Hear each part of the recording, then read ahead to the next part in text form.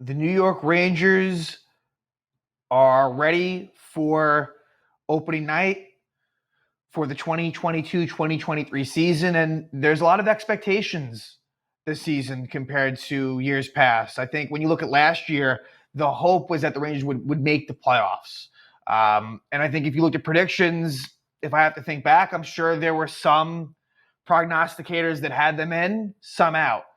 Now this year, I think that it's definitely a team that is assumed to make the playoffs, which you never want to do, but I think that they're at that point where they shouldn't. If they didn't, it would be a major disappointment. And I think that in terms of the Metropolitan Division, the Rangers are still, I think, probably considered second behind the Carolina Hurricanes. And Carolina did win the division last year. The Rangers, of course, did beat Carolina in 7 games in the second round. But that's what we're talking about right now, is a Ranger team that is definitely considered, one of the upper echelon teams in the Eastern Conference, certainly in the Metropolitan Division. And it'd be great if they could win the division, but there's a lot of good teams. Look, the Pittsburgh Penguins, and the Capitals, speaking about the Metro, you look at them as teams, when are they going to fall off? When are they going to fall off? And it hasn't happened.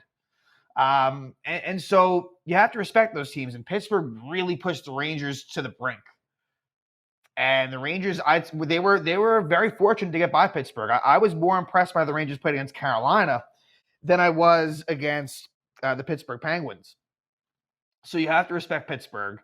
And then, Washington, you'd expect the Islanders to have a bit of a bounce back after a rough year. So, but the expectation and the hope is that the Rangers can get back to where they were last year, and it's not easy. But they lost the Eastern Conference Finals to the Tampa Bay Lightning. It was a series that they could have won. Didn't work out. They let it slip away, and that hurts. And now let's look at this Ranger team this year. Let's talk about who left, who's here. And I felt like this was something that I definitely wanted to talk about. Obviously along the way, during certain transactions and signings and things like that, I spoke about, the state of the team. But now that we know the opening night roster, let's, put it all into focus. So the Rangers lost a decent amount of players. None that were, it wasn't like it was unexpected. All the players that the Rangers acquired at the trade deadline are all gone. So Andrew Kopp goes to the Detroit Red Wings. Frank Vatrano goes to the Anaheim Ducks. Who else? Tyler Mott goes to the Ottawa Senators. And Justin Braun goes to the Philadelphia Flyers. So, none of those players return. And that's not the biggest surprise. But really, I'd say the biggest departure, also Alexander Georgiev goes to Colorado. So he's gone. But I'd say the biggest departure, and I'm happy that he's gone. He was a good guy. And I'd say definitely exceeded expectations based upon when he was acquired, is Ryan Strome. So Ryan Strome goes to the Anaheim Ducks. So that leaves a hole open at the second-line center position, which is now filled by Vinny Trocheck. So Vinny Trocheck, the hope is that he will take Ryan Strome's spot. And in fact, he's also wearing number 16. And will be that center for Artemi Panarin. And look, it might take some time for them to build chemistry. It was only preseason, but I didn't love what I saw from Trocheck. And mind you, I think that Trocheck is an upgrade from Strome. There's a little bit more bite to his game, better on face-offs than Strome for sure. And just there's a little bit more of a gritty north-south style than Strome. And so I think ultimately that's an upgrade. But you can't underestimate that there was chemistry between Strome and Panarin. Look, as time went on, I didn't love their tendencies, and they kind of played more to the outside, didn't get to the tough areas. And so I hope that changes with Trocheck. But that was the big acquisition, was Trocheck replacing Strome. Now, the Rangers lost, forwards. So we spoke about Kopp, we spoke about Vatrano, Tyler Mott, but also, Kevin Rooney goes to the Calgary Flames. Greg McKegg, and really McKegg didn't have a big role by the end. Not at all. But, McKegg was someone that played a lot last season. he goes to the Edmonton Oilers. So, and that's, I think those are the main forwards that left, if memory serves me correct. But so there's some holes to fill there as well. And one of the bigger ones is Vitaly Kravtsov. So Kravtsov, to start the season, likely is going to play with Panarin and Trocheck. So he's being given an opportunity. I have to be honest as well. Didn't love Kravtsov's game in the preseason. For someone who really should be playing desperate, but it kind of helped because the way Kravtsov's contract works is he would have been subject to waivers. You couldn't just send down Vitaly Kravtsov. So he basically was going to make the team. But look, he still needs to prove it. Like, Vitaly Kravtsov could very well be a healthy scratch. It won't be, but he needs to get going immediately. And he's going to have every chance to do so. So Kravtsov's a key player in this mix. Sammy Blais is another name to mention. Sammy Blais went down last year with a torn ACL and was lost for the last, however long it was, including the playoffs. It was, 4 or 5, maybe 6 months that he was out for. Now he returns, but he got hurt in the last preseason game against the Islanders. He has an upper body injury, and he's doubtful, for opening night versus the Tampa Bay Lightning. So that's not great. And that's been the problem with Sammy Blais, is injuries. That's been a thing. His going back to St. Louis, is he gets hurt. And Sammy Blais, you'd want him in there. You definitely want him in there. So now that he's out, that leaves room for some other players. Staying on the topic of forwards. So let's, I guess, first, so there's some new guys that, we'll talk about. But in terms of the lines, the kid line performed really well in the preseason when together, but because of some holes elsewhere, right now it's broken up, partially. So right now, Kakko is going to play with Kreider and Zibanejad. And this is a good chance for Kakko. If you remember, he was healthy scratched the last game against the Lightning, which was, a disappointment to fans, myself included. But now, a really good opportunity to maybe perform with, and he's played with Kreider and Zibanejad before, with varying success. So Kakko's there, and I thought he had a really good preseason. Like I said, you had that Trocheck with Panarin and Kravtsov line. Now the third line with Lafreniere and Hedl is Barkowski-Goodrow. So Goodrow, third line, it's fine that he's there. Ideally, he's on your fourth line, but it's okay. He is your best third line option at this point. And so it hurts the line a bit. But hopefully Goodrow can be that responsible forward and can get in there and can give some space to Lafreniere and Hedl. I really like the progression of Filip Hedl. I really feel like there's a confidence there. I like where things are headed for him and Lafreniere as well. So I feel like the sky's the limit for those players. And now let's go to the fourth line now. So with Sammy Blais out of the mix right now, and if he was in there, Sammy Blais might even he was being looked upon as someone who would play with Kreider and Zibanejad initially. So Sammy Blais, it's not as if he would be a fourth line guy, definitely. But keep in mind that Blais is out. So the Rangers are going to have 14 forwards to start, including Blais. What I'll first say is that Julien Gauthier was sent down. So Julien Gauthier, this isn't a surprise, but Gauthier is down with Hartford. Now, to my knowledge, since he had been traded from Carolina, Julien Gauthier had never spent any time with the Hartford Wolfpack. So this will be his first time down there. He went unclaimed on waivers, and I'm not that shocked. Look, there's some potential to him, but he's just not an NHLer.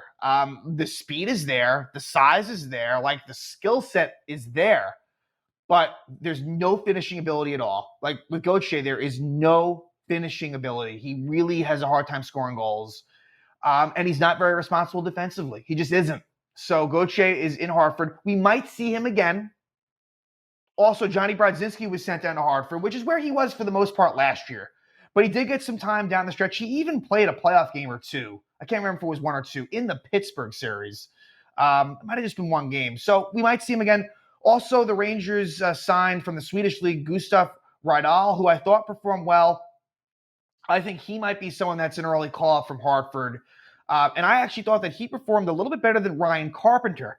So Ryan Carpenter, who's been with Gallant before in Vegas, he will be in that fourth line mix. He will likely be your fourth line center opening night. And I don't know. Is he an upgrade from Kevin Rooney? Remains to be seen. I think there's less speed. There's probably a little bit more defensive acumen than Rooney, but I don't expect anything of offense from Carpenter. And I think that you might be looking at a pretty slow fourth line with Carpenter and Ryan Reeves. So Ryan Reeves, with the injury to Blair, I think is kind of securely in the opening night lineup. For me, I would want Ryan Reeves to be a healthy scratch more so than not. So the Rangers, with Blair, there's 14 forwards. So like Reeves is a potential scratch option.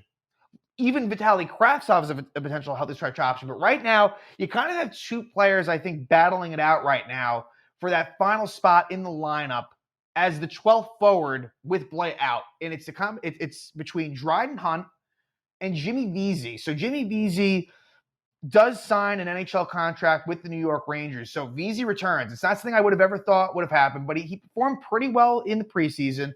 At this point, he's someone that can kill penalties, can ship in offensively. I think as a fourth liner, it's okay. My fear is that Jimmy Vesey, similar to Dryden Hunt last year, they're going to throw him into some different situations where he will be playing with some of the top players. That's just going to happen. So I think Vesey and Hunt, in some ways, I think are battling for time. And I guess I would – it's a tough call. I think I would lean Vesey over Hunt initially. But I have to be honest, like I would probably rather both of them in over Ryan Reeves. Now, I understand Ryan Reeves – I feel like I always have to defend my stance on Reeves. But I think that the fan base, I think, is starting to agree that, look, like I think – he really provides like an emotional lift, and I think the physicality and the hits, they do help. And I think that he's not a complete bum, but I don't think that he's I don't know. I think that his style of play, he's getting older, and I think that he really needs to pick it up if he wants to be in that lineup and contribute. And this is what it was like. He was a healthy scratch the last 2 games against Tampa. That does say a lot. And so I don't be surprised if Reeves is on the bench every now and then. But I think it's probably between Vesey and Hunt when the Rangers play the Tampa Bay Lightning. That would be my guess. I think they feel comfortable with Carpenter as the center. Reeves is Reeves, so I think he'll be in there. So I think it's Vesey or Hunt. And I kind of think Vesey has the inside track. I think the Dryden Hunt will probably be the healthy scratch, if I had to guess. So that's your forward situation. I don't love the fourth line. Like, I feel like if they stay healthy, it's a pretty good forward unit. But I don't love the fourth line. But I guess if Blair's in there, it could be okay. But I think that there's a little bit of a depth issue. I think you have some good options out of Hartford, and I think that the young kids should improve. So overall, the forward group, pretty good. Top heavy, but really, I guess, should be 3 solid lines. But the right wing slot, like the right wing position, is weak. It is. Center's pretty good. Left wing is very good. But right wing, you need Kakko to perform, Kravtsov, and right now you kind of have Goodrow over there, and I think Sammy Blais will be there. So that's the forward situation. Now defense. Defense, you're locked in. It's a very similar look to last season in terms of you have Lindgren with Fox, Miller with Trouba. That's a very good top 4. And then Braden Schneider returns in his customary third pair right side role. Where it's different now, Patrick Nemeth is out. He got traded to Arizona, salary cap move, and it had to be done. So Nemeth is gone. It didn't work out. Nils Lundqvist was traded to the Dallas Stars. So, he was kind of blocked off because of really Braden Schneider's emergence. It kind of took Lundqvist out of the equation. So the Rangers got a really nice haul back for him. So he's now in Dallas.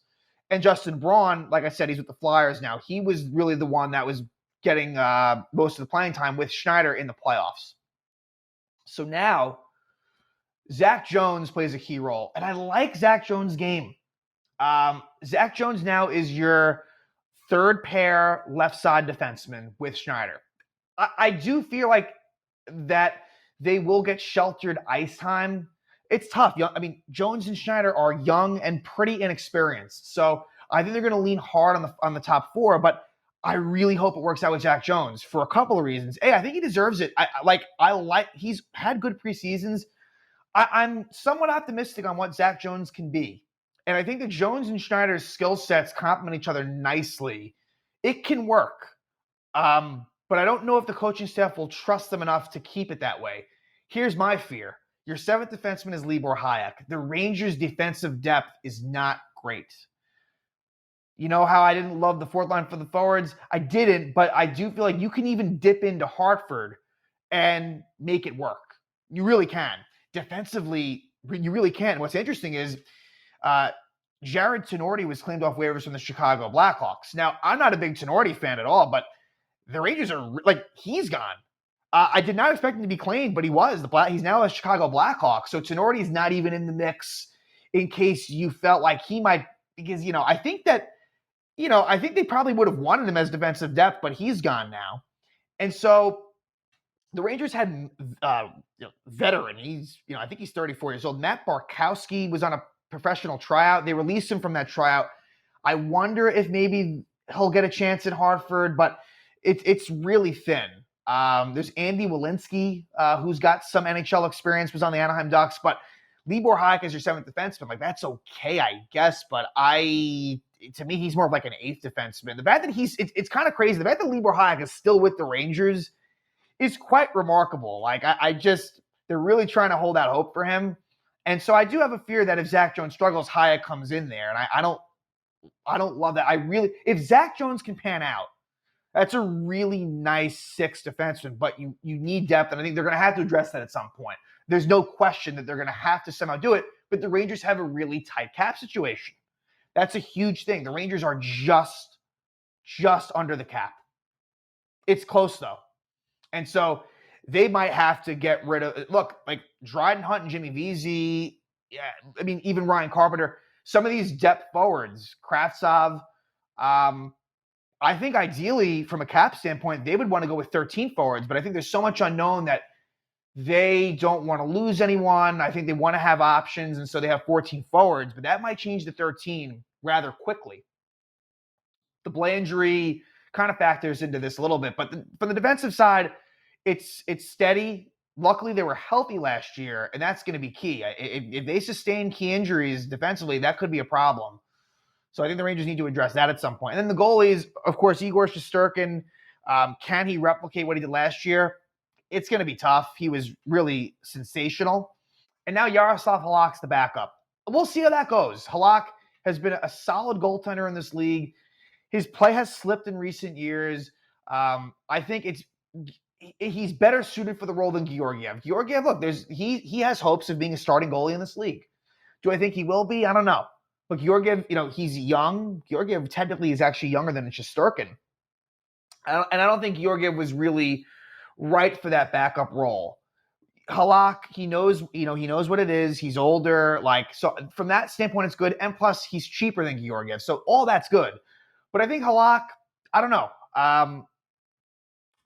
We'll see how he does. It almost reminds you of maybe Marty Biron at this stage in his career, where you might get some good action out of Halak, but when it gets bad, it could slip quickly. So we'll see. Louis Domingue is your third goalie, which for a third goalie isn't horrible. It's kind of like when the Rangers had Keith Kincaid. For a third goalie, you hope it doesn't get to that point, but if it does, I suppose Domingue could supplant Halak if it really got bad. But Rangers are in decent hands goaltending wise, of course, with Benoit Allaire. With being the goalie coach for all these years, you feel pretty good about that, definitely. But this is, it's a pretty strong Ranger roster. The Rangers lost a decent amount of, forward depth pieces that are going to have to be replaced. The kids are going to have to step up. Kravtsov's key. I think, Trocheck, you hope he's an improvement over Strome. He's going to take Strome's spot on the first power play unit. So, Jacob Trouba, captain, it seemed like the team was really on board with it. We'll see what that does. I'm not the biggest Jacob Trouba fan, but also understanding that he's an important player in that lineup and provides a different element than some of these other players. So excited for the start of the season. That's, your New York Rangers 2023 season preview. And I expectations have increased, and this is a team that should definitely make the playoffs, and this is a team that should be up towards the top of the Metropolitan Division, but it's not easy. And the magic that we saw last year early on, you hope that can happen again this year. But look, teams are going to be ready for the Rangers now. If they took them lightly before, they're not going to now. So this is a big year for the Rangers, and are they going to be able to get back to that conference final with a chance to avenge what was a tough finish against the Tampa Bay Lightning? Will they have that opportunity? It won't be easy, but I think that this team is capable of getting there.